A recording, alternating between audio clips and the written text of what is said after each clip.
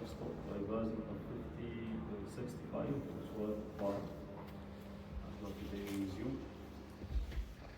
We begin by a recitation and then we reflect on it, inshallah, afterwards. أعوذ بالله من الشيطان الرجيم. بسم الله الرحمن الرحيم.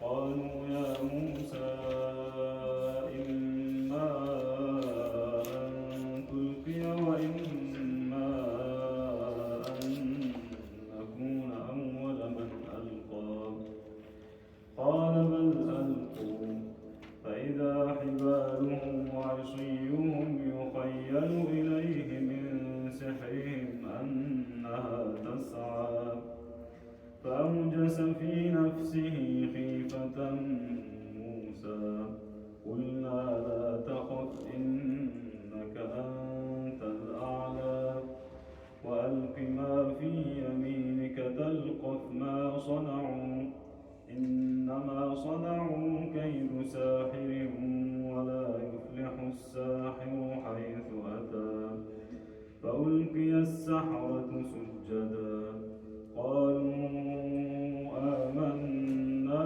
برب هارون وموسى قال آمنتم له قبل أن آذن لكم إنه لكبيركم الذي علمكم السحر فلأقطعن أيديكم وأرجلكم من خلاف ولأصلبنكم في جذوع النخل ولتعلمن أينا أشد عذابا وأبقى قالوا لن نؤثرك على ما جاءنا من البينات والذي فطرنا فاقض ما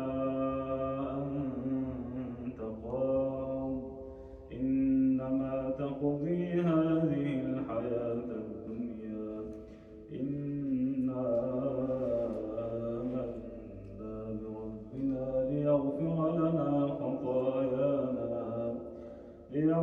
لنا خطايانا وما أكرهتنا عليه من السحر والله خير وأبقى إنه من يأت ربه مجرما فإن له جهنم لا يموت فيها ولا يحيا ومن يأته مؤمنا قد عمل الصالحات فأولئك لهم الدرجات العلى جنات عدن تجري من تحتها الأنهار خالدين فيها وذلك جزاء من تزكى.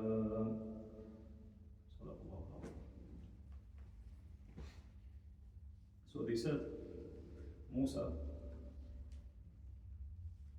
will you throw first, or shall we go? I said, you throw. The ropes and staffs appeared to him to be moving. They looked moving. Musa was internally afraid. But we said, do not be afraid. You have the upper hand today. Throw down what is in your right hand. It will swallow up what they have produced. They have only produced the tricks of a sorcerer. And a sorcerer will never prosper wherever he goes. The sorcerers threw themselves down in submission, saying, we believe in the Lord of Aaron and Moses. Fir'aun said, how dare you believe in him before I have given you a permission? This must be your master, the man who taught you witchcraft. I shall certainly cut off your alternate hands and feet. They crucify you on the trunks of palm trees. You know for certain which of us has the first and more lasting punishment. In other words, you will know who has the upper hand today. They said, we shall never prefer you to the clear signs that has come to us, nor to him who created us. So decide whatever you want to decide. You can only decide over matters of this present world. We believe in our Lord, hoping He may forgive us our sins and the sorcery that you forced us to practice. God is better and more lasting. Hell will be the reward of those who return to the Lord as evildoers. There they will stay, neither living nor dying. But those who return to the Lord as believers with righteous deeds will be rewarded with the highest of ranks, gardens of vast and bliss, graced with flowing streams, and there they will stay. Such is the reward of those who purify themselves. We have 2 minutes of silent reflection, and then we ask the question of, each of us picking the word or the phrase or the sentence or the verse that really captured your attention. 2 minutes.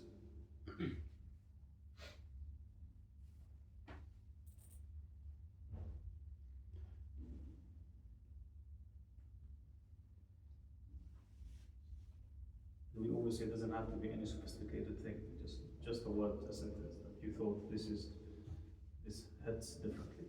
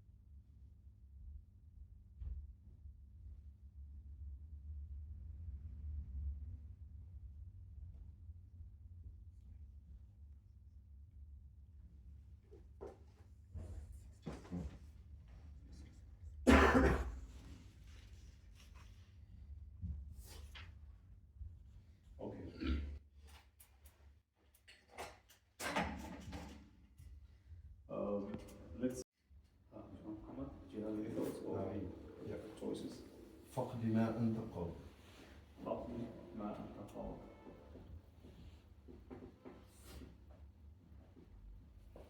That's a good starting point. Ahmad. قالوا لن نؤثرك على ما جاءنا من البينات. لن نؤثرك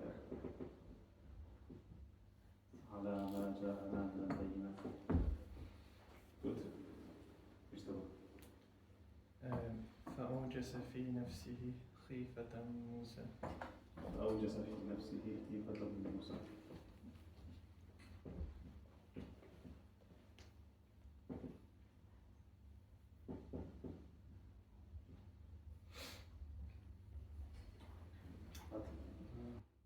ولا يفلح الساحر حيث أتى. ولا يفلح الساحر حيث أتى.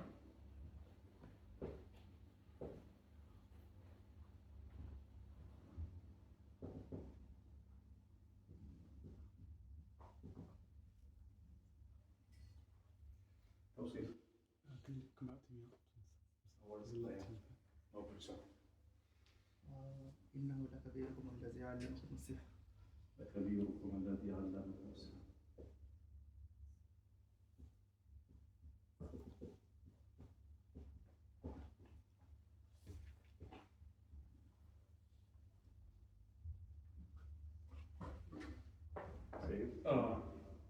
I'm not sure. Yeah, no worries. Islam. خالدين فيها. خالدين فيها.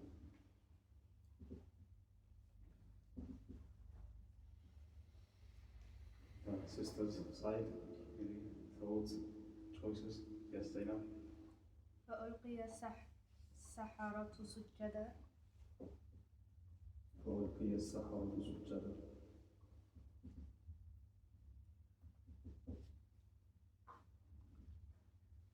Oh yeah.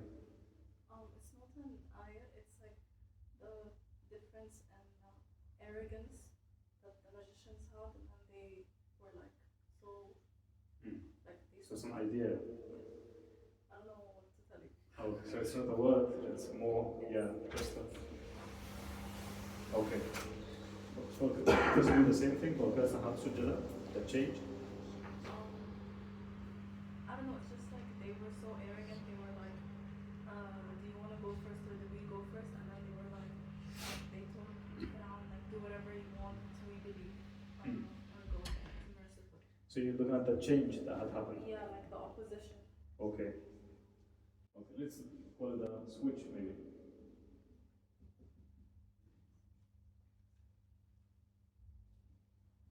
Zaina? قالوا لن نؤثرك أسرع. لن نؤثرك.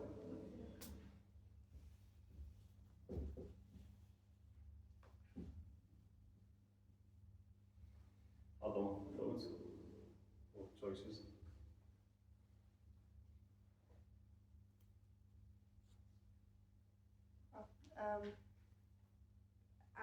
آمنتم له قبل أن آذن لكم. آمنتم له. Wait, what? Oh, it's the one with how dare you believe in him before I have given. Okay. Good. Other choices? What that's it? Yes, Tawfiq. I like the part with at the end of Surah, verse 76, where it says, جزاء من تزكى. Yeah. Okay.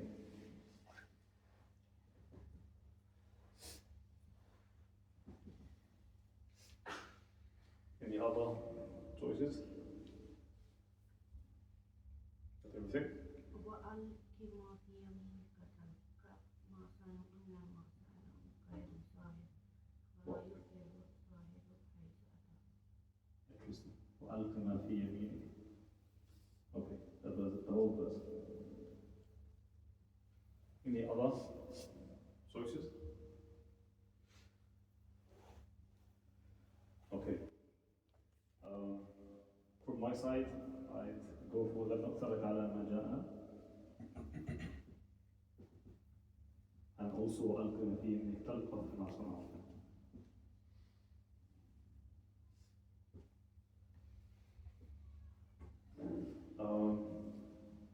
Let's begin with. So you chose فقد ما أنت قال. Why did you choose that? I just thought this is the point of complete surrender, where the magicians are like completely, okay, just do whatever you want to do, because it started first by the magicians prostrating. So فألقي السحرة سجدا قالوا آمنا. Right? This is number one, and then he threatens. Pharaoh threatens. He says, "Amantum lahu qabla an adana lakum." How do you do it before I give you permission? And then this whole thread of I'll cut your legs, your hands, I'll crucify you, and then they come back and say, "لن نؤثرك على ما جاءنا من البينات فقد ما أنت قال." So I just thought this was a point of complete surrender. This is the final point of complete surrender. So surrender to Allah, or the surrender, you talk about the surrender to Allah? Both, actually both. Surrender to Allah completely and just completely giving up. And also because I thought the magicians, because they are the experts of magic. They are the first ones who actually believed in Musa, even more than everyone around. And this is, I'm guessing this was a big day. Sure. The Yawm Zina, right? Absolutely. This was a big day. Absolutely. Everyone is there. But because they are the magicians, they know the trick. Absolutely, absolutely. Definitely, فقد ما أعتقد, do whatever you want. It is a massive change in the attitude. When we were looking at the holistic understanding of Surah Taha, I was with the view that Surah Taha's main theme is having that sense of resolve, encouraging believers to have a sense of resolve and dedication. And we looked at how this comes across the whole surah. Musa alayhi salam having that sense of resolve, and then the magicians immediately after they see what Musa had and how different and how unique it is compared to what they themselves knew. They did not waver, they did not hesitate, they just accepted, and they were strong enough to face Fir'aun. And they say, this is a very symbolic statement, do whatever you want to do. That's definitely a big statement.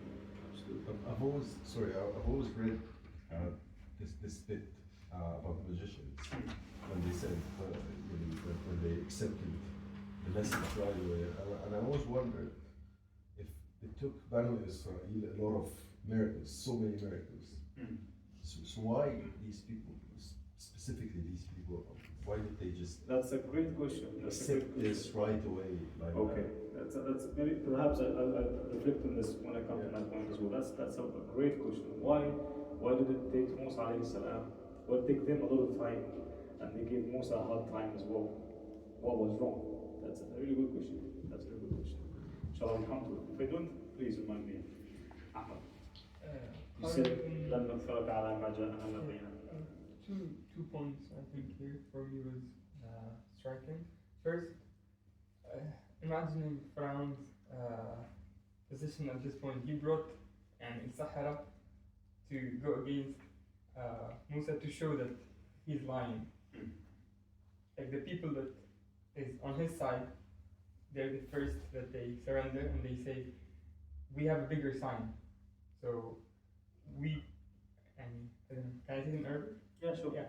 And إحنا بنعمل السحر, and what Moses is doing is a sign for us as Sahara that it's beyond us. So he used a tool that's like against what we do. It's bigger than our thing. So there's no way we can, like, this is beyond us. Interesting. So like it's beyond their characteristics or what they can do. And they know, Sahir knows that what they're doing is not like something, I don't know, real, and it's a human thing. It's not something comes from God to them. So when they see something that's actually real and they know it's beyond them, it shocks them and they surrender directly to Allah. And they tell him, no matter what you do, we have a bigger sign. So if this is like the sign that we got, you can't do anything. If this is beyond us, what we do, you can't do it.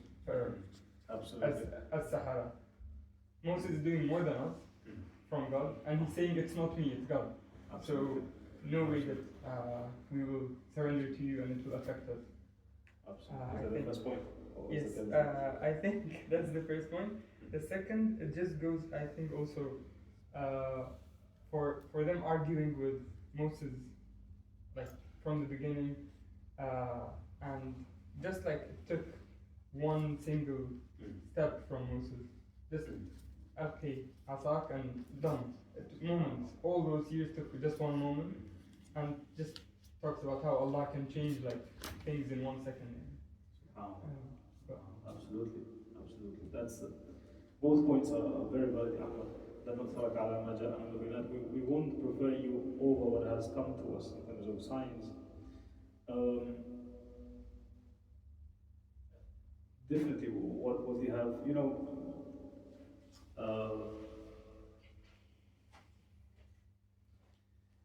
your dissertation was on Malik bin Nabi.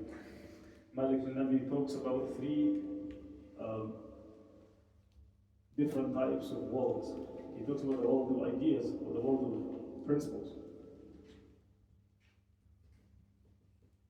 And then the world of personalities, maybe, or figures. And then he talks about the world of objects.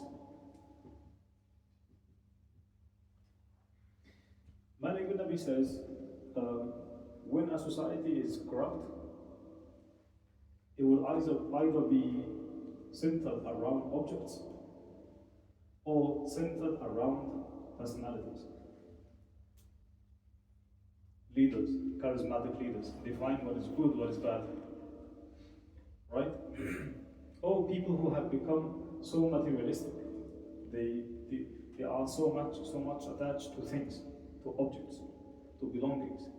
And in our life, you always come across people who are so obsessed with things as well. You know, just look around you. You'll always find friends that always you might come across friends who are always obsessed with objects. You know, I want to have this car, I want to have this building, I want to have this house, and you have friends who would always be talking about other people. You know, either people who are good examples, or people who are bad examples, or whatever, but they are always busy with other people.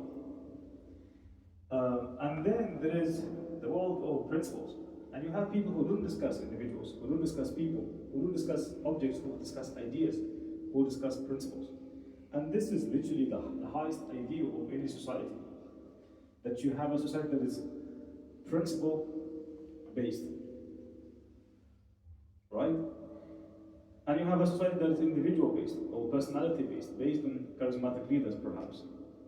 Or a society that is just based on objects, very much attached to objects. The Prophet ﷺ did a massive job moving, the pre-Islamic Arab Peninsula was somehow attached to those two. Normally, any society that is not developed enough would often be either with this or that. But the object-based one is very downgraded. It's the lowest one. So the Arabs went more into the personality thing. So that's why they always associated certain qualities to people, to specific people. So you say, for example, Al-Karam Hatim al-Ta'i, a very famous person in the Arab culture who was known for his generosity. So you would say, generosity is Hatim. Right? So they summarized, they reduced generosity in one person, embodied in that person. Right? Ash-Shaja'atu Antara. Bravery is Antara, who was a very great warrior and a poet as well. Ash-Sha'ru Antara, Ash-Sha'ru in all place. Like, representing ideas in people. That is a figure-based community, a figure-based society. The Arab community after the Prophet, the Muslims after his death, they risked falling into this. Immediately after the Prophet died, Umar stood up and he couldn't believe it. And he famously said, Man za'ama anna Muhammadan qad mat, qata'tu ra'sahu bisayfi hada. Whoever would say Muhammad has died, I'm going to chop his head off. وإنما ذهب محمد إلى ربه كما ذهب موسى. But Muhammad has gone to meet his Lord in as much as Musa did in the past. The 40 days when Musa was meant to go and talk to Allah, right? Umar, in the very beginning, he believed that the Prophet wouldn't die that easily. Until Abu Bakr came and really silenced Umar, and he said, this is, the Prophet died, that's it. And then the Prophet Abu Bakr cited the Quranic verse that says, وَمَا مُحَمَّدٌ إِلَّا رَسُولٌ قَدْ خَلَتْ مِنْ قَبْلِهِ الرُّسُلُ. Muhammad is nothing but a messenger. He's just like any other prophet of the past. أَفَإِنْ مَاتَ أَوْ قُتِلَ انْقَلَبْتُمْ عَلَىٰ أَعْقَابِكُمْ. When he dies, would you go back to your old ways? And then he said, مَنْ كَانَ يَعْبُدُ مُحَمَّدًا فَإِنَّ مُحَمَّدًا قَدْ مَاتَ. Whoever used to worship Muhammad, he's gone. ولكن من كان يعبد الله فإن الله حي لا يموت. But whoever worships Allah, Allah never dies. So the Arabs after the Prophet, the Muslims after the Prophet, risked falling again into the personality thing. And that's why Abu Bakr is often taken as the first reviver of the Islamic spirit. Taking people to ideas, to the principle that Islam is not the Prophet. The Prophet was the conveyor of Islam, yes. Right? But Islam as an idea, Islam as principles, Islam as a book stays with us. So societies, when they are really down, they either fall into this personality-centered societies or object-based societies. Object, when people are so much attached to, too much attached to money, to objects, and this and that. What happens with those people magicians or the sorcerers, is we literally see a massive change that had happened with them. They are coming to defend a person, that is Fir'aun, no matter what it takes. That's why they were asking for a reward. What is our reward if we get Musa defeated? And we will do what it takes to get you to become the victorious today. And with Allah's guidance, they literally move from being a personality-based group of people to being a principle-based or an idea-based group of people. That's why they say, لَن نُؤْثِرَكَ عَلَى مَا جَاءَنَا مِنَ الْبَيِّنَاتِ. We're not going to prefer you. They haven't said we're not going to prefer you over Musa. Because they haven't submitted to Musa as such. They submitted to the signs that they had seen. The signs are ideas. The signs are principles. They had seen a proof. And the proofs are often principles, are often evidence that you've seen. So we see in front of our own eyes here a development from a people who are personality-based, who are basing the lives on one person, that is Fir'aun, to becoming a people with principle. The Prophet ﷺ beautifully said, لا يكن أحدكم إمعا ولا تكونوا إمعا. Let none of you become a people of no will of their own. يقولون إن أحسن الناس أحسننا وإن أساءوا أسأنا. And the Prophet is describing those people who would say, if people treat us well, we treat them well. If they treat us bad, we treat them bad. The Prophet says, this is not being a people of the world, of your own world. ولكن وطنوا أنفسكم. But get yourselves accustomed to one thing. إن أحسن الناس أن تحسنوا وإن أساءوا أن لا تظلموا. That if people treat you well, you treat them well. If they treat you bad, you don't do the same thing. You do not treat them bad in response. So that is again inviting us to become a people of principles. Actually, the Prophet ﷺ moved. Just think of the slaves. The slaves when the Prophet came, these slaves, they were not seen as humans. They were seen as commodities, literally. The slaves were seen as commodities. And look what Islam did. Literally raising them to a level of equality. Actually, when you think of Bilal, we always say Sayyidina Bilal, our master Bilal, even though he was a slave, just a slave. Right? So how the Prophet ﷺ moved that category of people from being a commodity to being a respected personality, embodying an idea, the idea of equality between people. So a developed society is a society that surrounds itself around principles, ideas, not personalities. Personalities definitely are very helpful in terms of giving us role models. Definitely, you can't do without role models. These are very, very valuable. We cannot deny that. But our loyalty should always be to principles, not to individuals. It's always good to find someone that you relate to because they embody a specific quality, they embody a specific principle. But your loyalty should be to whom? To the principle in the first place. We see this happening in this passage. لَن نُؤْثِرَكَ عَلَى مَا جَاءَنَا مِنَ الْبَيِّنَاتِ. We're not going to prefer you over the signs that we have seen. And they haven't said, لَن نُؤْثِرَكَ عَلَى مُوسَى. We're not going to prefer you over Musa because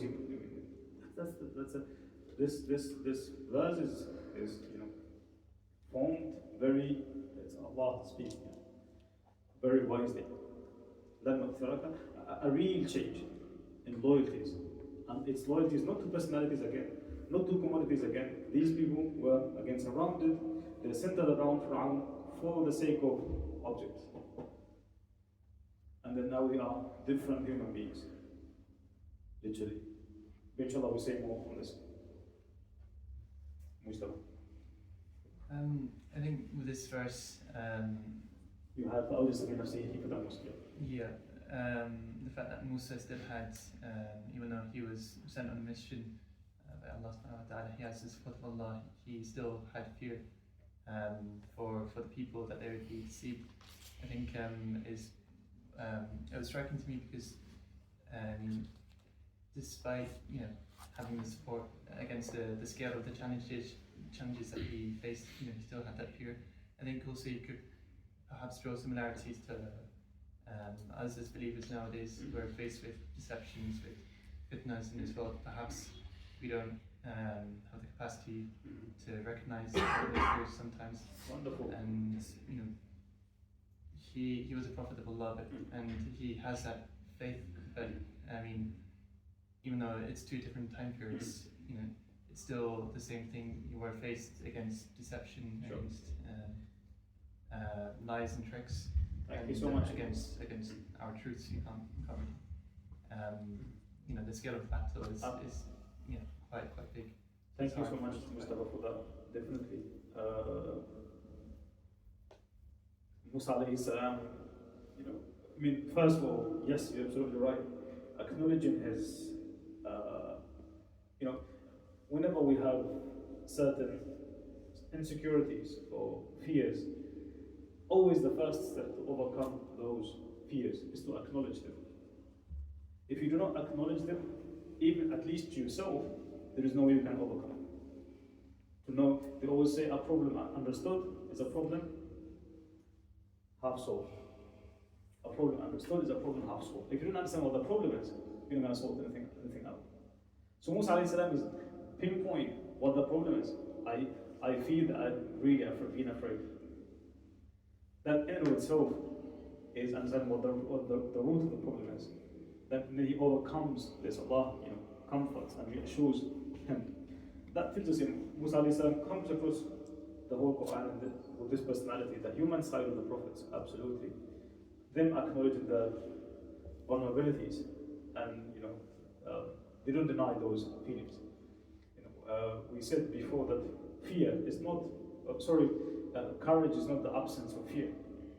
It's actually the capacity to overcome the fear and to act despite this fear. Absolutely. Thank you. You had وَلَا يُفْلِحُ السَّاحِرُ حَيْثُ أَتَى. For me, it's kind of like just looking at the theme of like doing good after sort of redeeming yourself in this sort of way.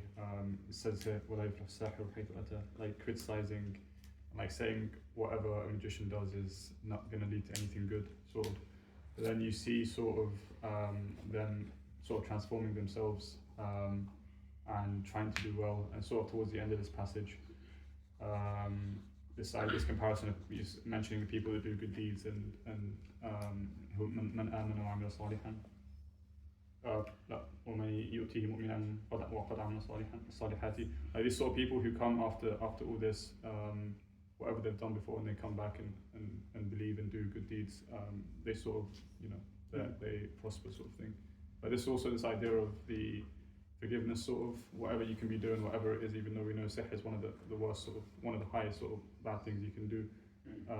These sort of people who came and who did this and then asked for tawbah and then proceed to do good deeds, in comparison to Fir'aun, who is then doing bad deeds and continues to do them and doesn't go. How is that relevant to وَلَا يُفْلِحُ السَّاحِرُ حَيْثُ أَتَى? Like the sahir, I couldn't really find the exact sort of phrase to use, but this idea of the sahir would never prosper. But then it's like, but anyone can whoever's doing these bad things can sort of come back and sort of do sort of positive things again. Interesting. Interesting. When you said life of the sahir, something else came to my mind. But you expressed another really good idea, that is that change that happens, and that there is always this space for redemption with Allah, definitely. And the door is always open. We see this happening explicitly with the magicians and in the blink of an eye. In our spiritual tradition, there is a statement or a principle that says, "Man سبقته العناية لم تضره الجناية."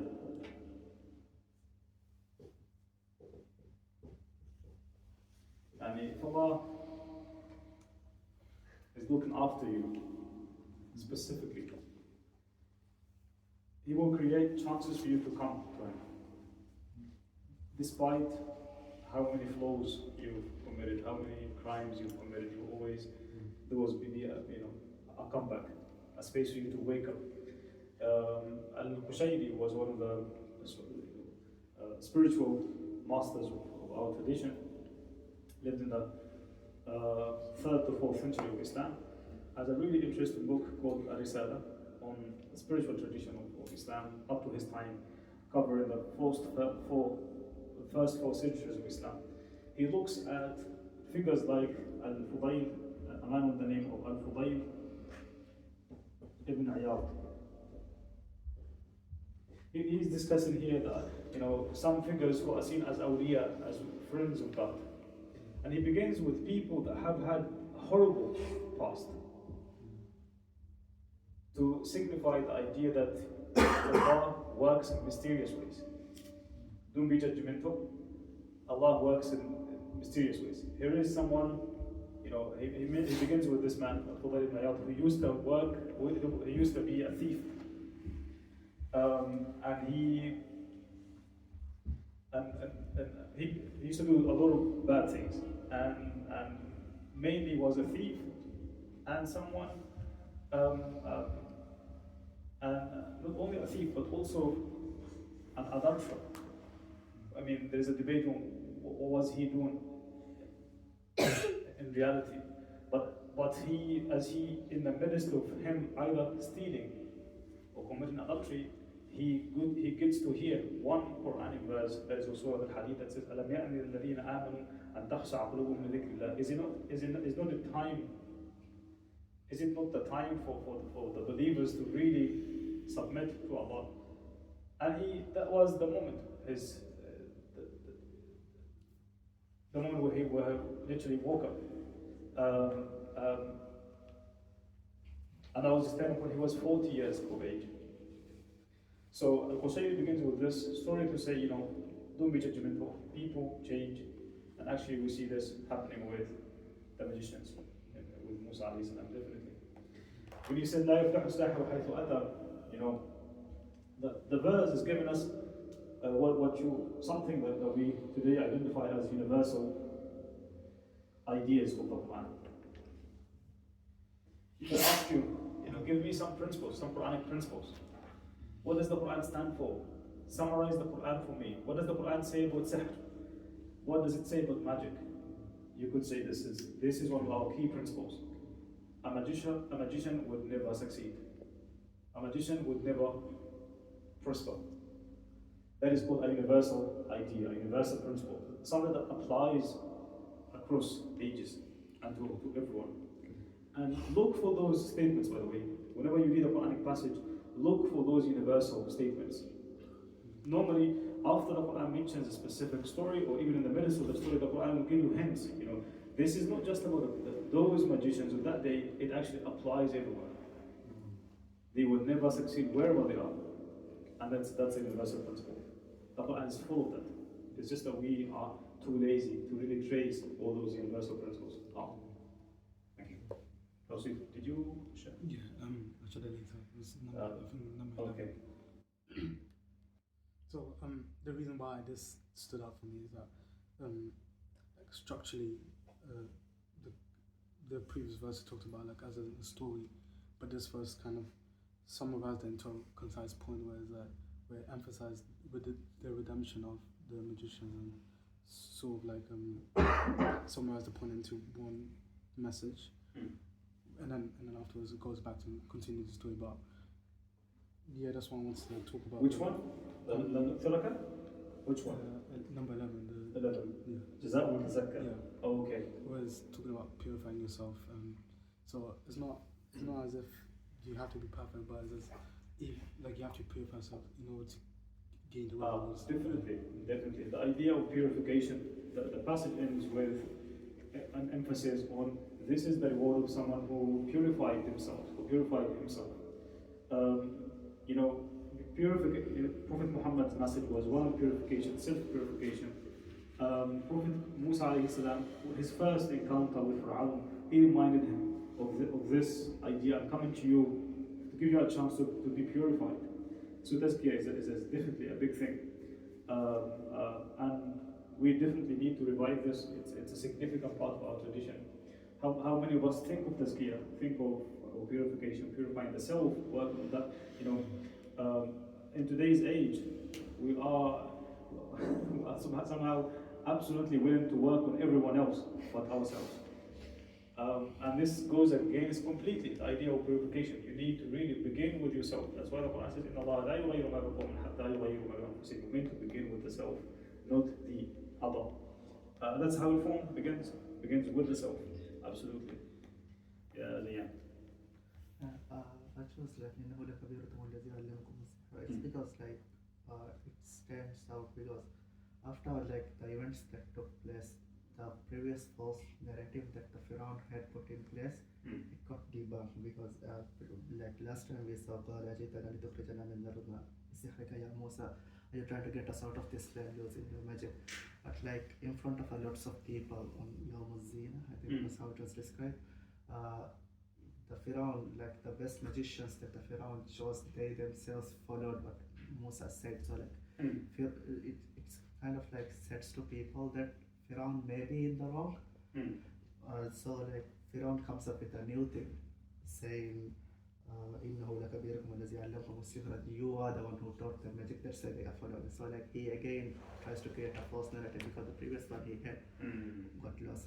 And like it's something that we see like recent times, especially regarding the situation in Gaza, where like Western media outlets, when something happens, they turn around the narrative to support the Israeli side, but like when evidence comes out, they again reform it into something that's just a substitute. Thank you so much, Zain. Thank you so much. Indeed, we did see this with Fir'aun, the same attitude, absolutely. Thank you for picking this up. He is not willing to take the point. He's not willing to see where the point is. It's always them. It's always, it does tie into Tawsif's point, the one of Tazkiyah. He was not purified enough to accept this. So always, pointing fingers. Absolutely. Thank you so much. Ahmad, did you? Oh, you weren't here. Yeah, I was a bit late. Sorry. No problem. Islam, did you? I did the Khalidina Fiha. Yeah. I personally don't want to like stop existing. I don't want to die as well. So I thought I really appreciated what Allah said here. But 2 ayats before, Allah says, "La yamutu fiha wa la yahya," which He's not using eternal. He's not using eternality for describing the people of hell. Whereas it's more honorable for the righteous people. I thought that was very interesting because the magicians at that moment in the story, they're very honest. They're very honest people, and even though they did, you mentioned before, like the person who was doing bad until the age of 40, the magicians. Their story is, even if they were doing bad, their story was that they were forced to do bad at that very moment. When they said, the translation says something, it's like 73, that you forced us to practice. And they're seeking Allah for forgiveness on that, which means even though that they're forced to do that, they still get sin. I thought all of these ideas were very important. I don't know how to finish. No, thank you so much, Islam. The point about Khalidina Fiha is something that we often underrate and underestimate. Why does the Quran often say it's you dare to stay forever and for good? Definitely one of our key concerns is that we worry about the end of stuff. If you are enjoying a good moment, in the minute you worry about when it comes to an end. So one of the key worries of humans is that the enjoyment, the source of enjoyment, come to an end. So it's a very big thing, and the Quran emphasizes that those who are on the opposite side, لا يموت فيها ولا يحيا, they are neither alive nor dead. So in the sense that they're not receiving the good life that the believers are receiving, but at the very same time, they are not dead either. So they are being punished. So the emphasis on Khalidina fiha is a beautiful one, and I like your love for life, or for living more particularly. Zainab. I chose, فَأُلْقِيَ السَّحَرَةُ سُجَّدًا. At least in my translation is فَأُلْقِيَ السَّحَرَةُ is like they were thrown down, the magicians were thrown down in frustration, as opposed to them actively doing it. Like it's like more like passive language, like because they had seen the miracles in front of them, they were compelled to do so, like almost like automatic, like a reflex. But then I thought it was interesting because that automatic like distinction that they had between what they were doing as magic tricks versus Musa alayhi salam's miracles being divine, I thought because they were able to immediately distinguish between it and automatically prostrate and in submission, showed like despite the fact that they were people that were astray their whole lives, they still had that innate compulsion to believe in Allah. And then the part after that being قَالُوا آمَنَّا بِرَبِّ هَارُونَ وَمُوسَى is like them now actively acknowledging them as people of God, because before there was the label attached to them of being هَذَانِ لَسَاحِرِينَ, like the sorcerers. Now that they have that title dropped from them and it's just Harun and Musa, they are able to like now actively distinguish them as not being sorcerers, but just being people who are following like the right path. Wonderful, wonderful. Thank you so much, Zainab, for paying much attention to the linguistic expression here. The Quran is not using an active language. It doesn't say فَأَلْقَى السَّحَرَةُ أَنفُسَهُمْ سُجَّدًا, that the magicians threw themselves. Actually, it says they were thrown in prostration, as in they couldn't resist, as in immediately, automatically they submit. You know, the word sujjada does not necessarily mean they did sujood, it could mean they just submitted. So they submitted to Musa, to the signs that he gave. So definitely the idea of immediacy and this happening immediately, and the power of. Normally when we think of faith is somehow a work in progress. It develops as we advance, as we experience God. We realize, I've tried in the past. Allah has always been by my side. Through experience, I learn things. But there are times when faith happens as an event. So the massive change, the massive switch that had happened with the magicians here is a good example of this. Them submitting without any iota of hesitation. Completely submitted to, and absolutely willing to face Fir'aun. This is a very strong thing. From, within a couple of hours, you see a people changing, being transformed dramatically. This is an example of faith being an event that is, it is not normally the case. The case is normally faith would take ages, would take time to develop. To see it happening in this way is a unique moment, absolutely. And for the Quran to use more of a passive language, it does speak of this nature. It's something that they could resist. Yeah, thank you. Maria? Which verse did you say? The Nuqtarakan? The switch. Yeah, okay, great. Yeah, listen. So when we got switches like at the beginning, the magicians were so like arrogant, and they were like, "Do you want to go first, or do you want us to go first?" Like they didn't care. And then at the end, like as we were talking about, they were thrown in submission, and they were like, "God will forgive us. He's the most merciful." And it's like a 360 switch, and that like connected with me because like in a way it teaches us to not give up on people, because Sayyidina Musa would have never known that this simple like miracle would change them this much. And then I relate that back to myself, so as in like God. So you're a magician? No. I wasn't supposed to tell anyone.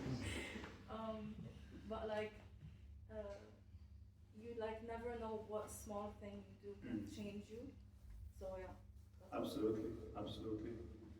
Never lose hope. Definitely.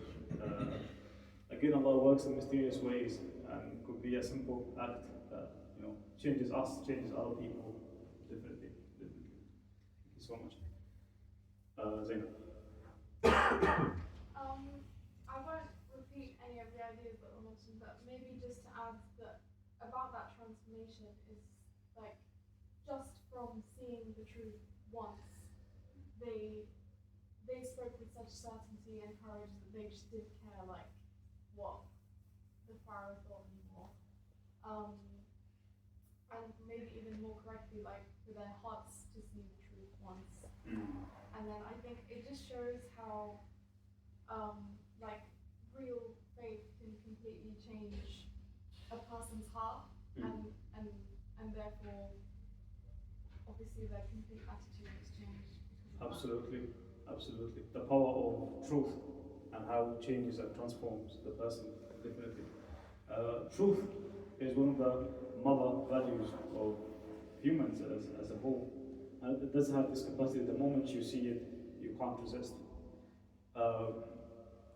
And definitely, you can't lie to yourself. We've seen it with our own eyes, happening in front of our own eyes. So we just submit. That's the power of truth. Very empowering and very liberating as well. Who said Amantu lahu? Yeah. How do you believe in him? Yeah, that's me. How dare you? Yeah.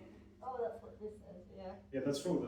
I just thought it was, there's something about Pharaoh, like permission to believe rather than do an active, like external action, like trying to control the inner, like, Great. I don't know, there's something interesting about that. And also I just thought about Tawheed and how that's like the opposite of like freeing yourself from, like that belief is, I don't know. That's a wonderful point. Yes, Gamal. Can I add something? Yeah, sure. I think the word permission is so interesting because like when I think of permission, I think of like something that I would do, but I didn't let someone else do. So like, does Pharaoh actually believe, or he doesn't want to say it? Like, it's so interesting to say permission. Interesting. That's a good question. That is a good question. I think up to this very moment, the Quran doesn't give us any hints that Fir'aun submitted. Or that it was a question of when to announce this, or who should do it first or something. But yes, the usage of permission is absolutely interesting. And the idea of Fir'aun controlling everything. This is literally the case whenever you have any sort of despotic rulers or despotic societies in general. I always talk about Abdurrahman al-Kawakibi, the famous Syrian thinker who died early 20th century, an amazing book called طبائع الاستبداد ومصائر الاستعباد, where he talks about the nature of despotism. And he talks about not just in governments and states, but also across families, with teachers, with friends. How does one become so despotic? And here we have a ruler who thinks who can control people's hearts, even opinion, faith. He is not letting them actually have their own belief, which might not really endanger his position. But the idea of that sort of absolute power that leads only to despotism. So I just wanted to add. Yeah. Even like God doesn't force you to believe. So Yeah. I always used to think, how does Pharaoh like think he's God? But this is like one of these evidences. That's true. I mean, by the way, we have we had a course that we've done like 2 years ago. It was on the 7 barriers that really block us from having a deep journey with Allah. One of them is having a pharaonic traits. We do this sometimes, by the way. We ourselves do this sometimes. When someone opposes your opinion, what do? Why do you get angry? This goes back to this. This is the origin of it. How dare you oppose me? How dare you, Otherwise, what should be open? What should be open? So we do have this trait, and I'm really interested in repeating this post at some point soon, inshallah. Those 7 barriers. One of them is definitely this trait, that pharaonic quality in us. What happens to us that makes us always believe that we are superior? We don't always admit it, but it does come across. Thank you for that. Zainab, did you? Yeah, I was just gonna ask. So when Fir'aun says, "This must be your master, the man who taught you witchcraft," is he referring to Musa alayhi salam? Yeah. So I think this is kind of like a bit of proof almost that he has the belief that Musa alayhi salam, what he did was divine, because to me it's like he's trying to assign a crime to them so that he can punish them for it, as opposed to punishing them because they decide to believe now in Harun and Musa's God. Because in the previous one, the one that I was speaking about, how they first passively submitted and then they actively acknowledged that Harun and Musa's God is the true one. It's like the submission comes in 2 stages. They have the innate one, which everyone has that innate compulsion to believe in Allah. And then what completes their belief is them applying their rationale to the situation and deciding that they're not sorcerers, but they must be, what they've done is a miracle, right? I think Fir'aun acknowledges at this point that what they did was divine, because of how obvious it must have been in the moment, because of how it compelled the magicians to bow down, but also the fact that him saying that this must be your master, the man who taught you witchcraft, is him falsely assigning that crime to them. I think, for example, that's him essentially lying in a way to get them to pay for a crime that they haven't done. Because here it says that they were forced to practice the sorcery. If Fir'aun forced them to practice sorcery, then he knows that Musa alayhi salam isn't the source of their sorcery, of them being magicians. Is that you saying that Fir'aun believed by that, or at least internally was convinced, That's that what he was too arrogant to accept it? Yeah, so he has the first part of the submission. Could definitely be the case. Yeah, absolutely. Fir'aun's personality is so multi-layered. It's not easy. We touched upon this last week. He gives you some positive hints here and there, but on the whole, there's a negative. The Quran gives a negative portrayal as a character. But at essence, it's one of arrogance. That's the essence, and that even the point you make, it confirms that, to acknowledge something, to know something, and to accept it is a different thing. So we could actually argue that he knew it, but he wasn't accepting it. These are 2 different things. Absolutely. Who said, what can I feel meaning? Yes. So it is reassurance from Allah that you will be victorious, what may so. And so you can connect it to today's world also. Whatever bad or whatever evil people try for you, they will definitely not be victorious, because this is the reassurance from Allah that how hard they try, they will not succeed in their plans. Absolutely. The universality of this narrative does apply to anyone who is in a specific scenario, applying the same principles. Definitely what we're talking about, the universal ideas that the Quran proposes. Absolutely. Sheikh, you did the bottom 2. These ones. Yeah, I think the bottom 2 were yours. Yeah, I mean, I touched upon this. We won't prefer you over the signs that we've seen, and I discussed, how we move, the world of ideas, the world of personalities, and the world of objects. How they are saying we've now become a different people. We've moved from being objects-based, reward-based, or personality-based to being, principles-based. Now we are standing by the truth. And this is a complete transformation at the individual level. But there's also a transformation that is happening at the societal level, at the civilizational level. What do I mean by this? We said in the last few sessions that every miracle that a prophet would come with would have to be of the same nature of the thing in which the people of the time really mastered or excelled. The people of the day were masters of magic, right? So Musa alayhi salam had to challenge this. Prophet Muhammad sallallahu alaihi wasallam, his primary miracle was the Quran. The Quran is known in the first place for its linguistic, poetic nature, the poetic nature of its language, which somehow disrupts the norms of the Arabic language in a way that the Arabs could not really understand. As in, they could only submit to it. Isa alayhi salam, Jesus, doing stuff, the master of his day, the mastery of his day was medicine. He would do things that no medical doctor could do. Giving life back to the dead. Who can do that? Right? So, what does that say about us? What does that say about civilizations? So, civilizations, for a civilization to fall and for another to rise, we see what we see in this passage is literally a fall of a civilization and a rise of another one. The fall of Fir'aun's civilization and the rise of Moses' civilization. The fall of a civilization that is based on objects, that is based on personalities, and the rise of a civilization that is based on principles, that is based on ideas. What does it take?